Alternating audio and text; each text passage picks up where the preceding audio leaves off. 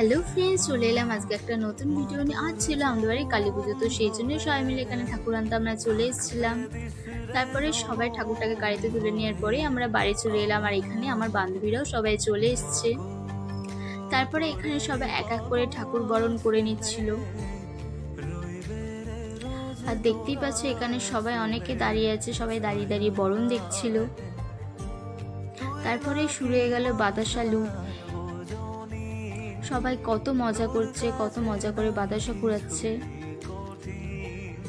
আর মায়ের মুখটা দেখলে যেন মনটা ভরে যায়, কি সুন্দর লাগছে মায়ের মুখটা। তারপরে শুরু হয়ে গেল আমাদের বাড়ির পুজো।